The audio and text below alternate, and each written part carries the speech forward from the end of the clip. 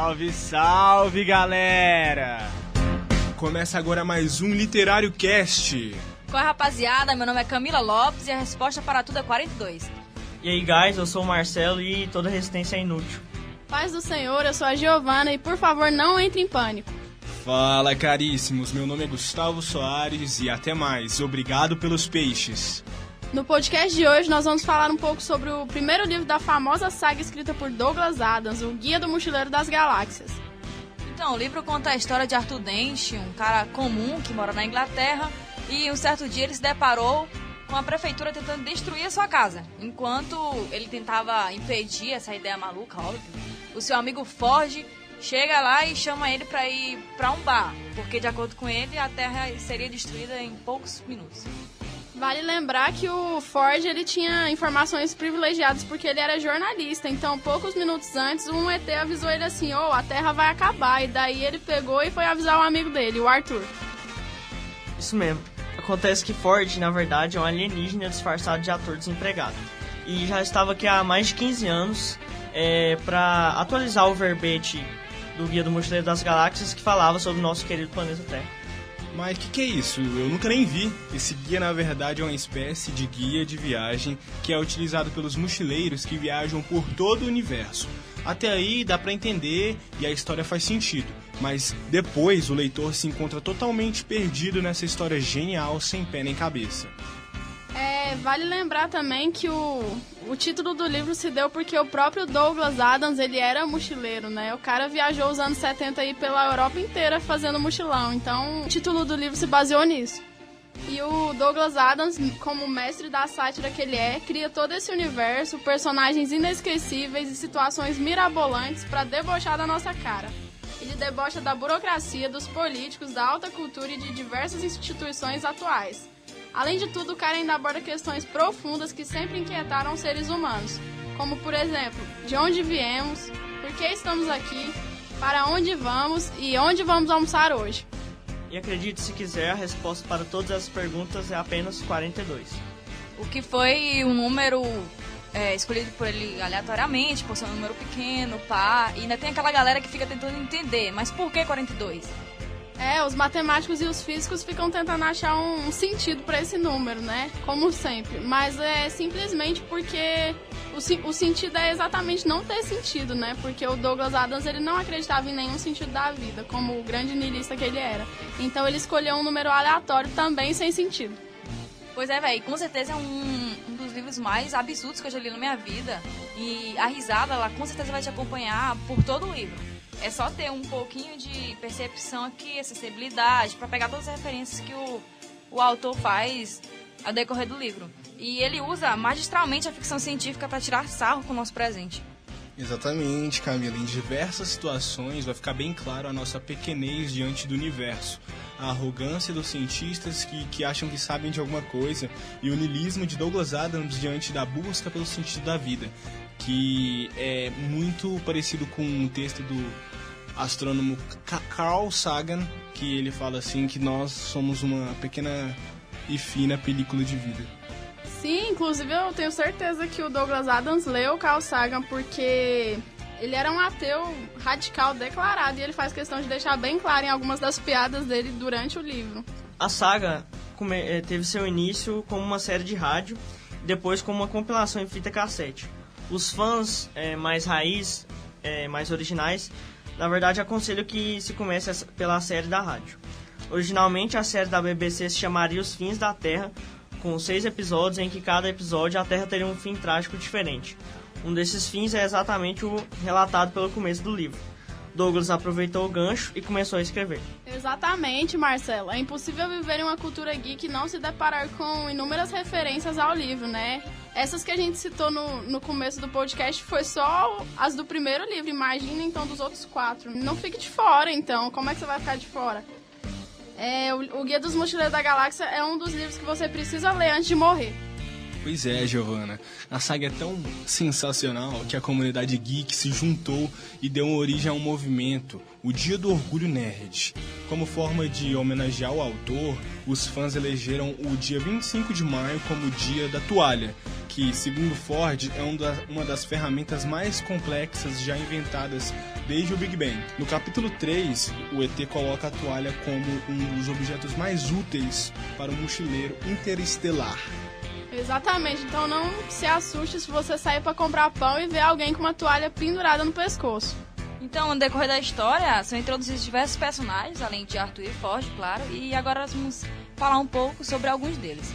De acordo com somente minha opinião, Zaphod Beeblebrox é um dos personagens mais interessantes do livro. Ele é um ET moderno, aventureiro, arrogante e de uma inteligência obtusa, além de ser o presidente da galáxia, que no livro não possui o poder, mas apenas desvia a atenção do poder. Ele se tornou presidente com o único propósito de roubar a espaçonave Coração de Ouro, a mais top das tops das naves na história da galáxia. Ford descobre que Zaphod esteve recentemente na Terra para escolher uma companhia feminina, o que dá origem à notável frase, que pode ser usada como cantado também: "E aí, sou de outro planeta, quer conhecer minha espaçonave?" Inclusive, galera, funcionou e vocês podem utilizar, que pode ter certeza que vai dar certo. Sobre a presidência, o cargo do presidente pode ser considerado uma grande crítica, onde a função do presidente é apenas tirar a atenção do povo para questões políticas. É que, na verdade, quem governa mesmo é o povo, né? O presidente tem pouco poder. E agora eu vou falar um pouco do Marvin. O Marvin, ele é um robô da nova geração de robôs, os chamados PHG, que significa personalidade humana genuína. Depressivo crônico, Marvin encontra pouca satisfação em suas tarefas subalternas e deixa bem claro isso durante todo o livro. E é literalmente durante todo o livro. E além de tudo, como se não bastasse ele só infeliz, ele faz questão de fazer todos à sua volta infelizes, porque não basta ele ser depressivo. Todo mundo tem que ser. Inclusive, isso me faz lembrar de alguém que eu não vou citar nomes agora. Outra personagem também é Trillian, que é uma garota humana que dispensa Arthur Dent por causa de um alien, presidente da galáxia, um otário chamado Zaphod. Além deles, também tem Slart Bafart, que é um velho engenheiro civil planetário. Ele é oriundo do mundo de Magaraté, que é um planeta citado em grande parte do livro. Esse planeta, a população é especializada em construir planetas por encomenda, então pessoas ricas vão lá e encomendam um planeta de tal forma e seu planeta é construído. E o cara é um verdadeiro artesão e algumas vezes ele vê com desdém os planetas mais novos e modernos. Por isso que ele prefere sempre estar sozinho para construir lindos litorais. Velho, o cara constrói litorais com fiordes detalhados. Inclusive, ele ganhou um prêmio por esse trabalho na Noruega. 4 anos após a morte de Douglas Adams e sua partida para sabe-se lá onde, já que ele não acreditava em nada, o diretor Hammer Tongs fez uma adaptação da história para as telinhas. Porém, infelizmente, o resultado do filme vamos ser bem sinceros aqui, é ruim. Apesar de uma produção claramente apaixonada, ela não teve sucesso em trazer a essência do livro para o cinema. Então, Marcelão, boa parte do que soa histericamente engraçado no romance vai perder a força quando lançado nos cinemas. Além disso, a decisão de colocar um narrador ao fundo, explicando o que já está claramente sendo visto, foi muito equivocada.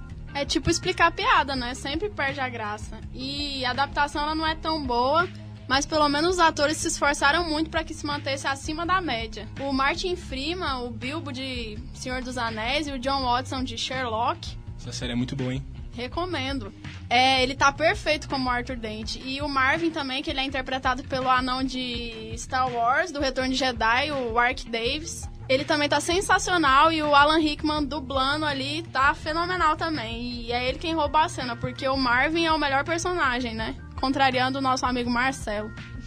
Parando de falar mal do cara agora, vamos falar de coisa boa. A gente não pode esquecer de mencionar os responsáveis pela destruição da Terra, que foram os Vogons. Eles são mal-humorados, burocráticos, intrometidos e insensíveis. E eles são notórios por sua crueldade, pela forma não convencional de castigo, que é ler poesia. Inclusive, eu considero mesmo um castigo. A poesia Vogon é conhecida por ser a terceira pior do mundo. E é comum as pessoas da plateia roerem os próprios membros para conseguir sobreviver. Então, é bem traumático. Uma das coisas geniais do livro que Douglas Adams deixa bem claro é que ele põe o ser humano no seu verdadeiro lugar, ou seja, no livro. Na verdade, os seres humanos são apenas os terceiros mais inteligentes da Terra, segundo o livro.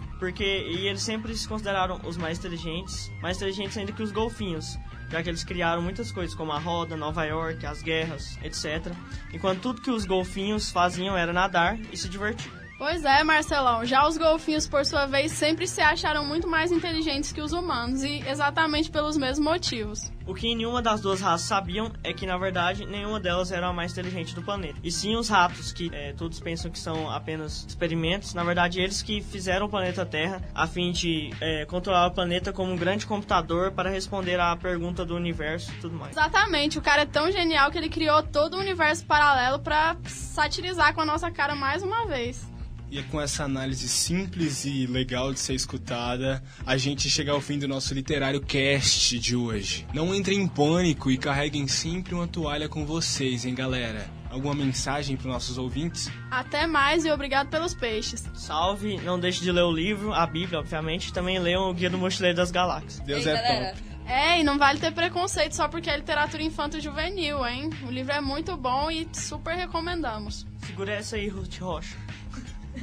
O podcast de hoje é uma produção da disciplina de produção em áudio dos alunos da UFG, da FIC, Faculdade de Informação e Comunicação, de Jornalismo. Professor Ricardo Pavan, alunos Gustavo Soares, Giovana Campos, Marcelo Augusto e Camila Lopes.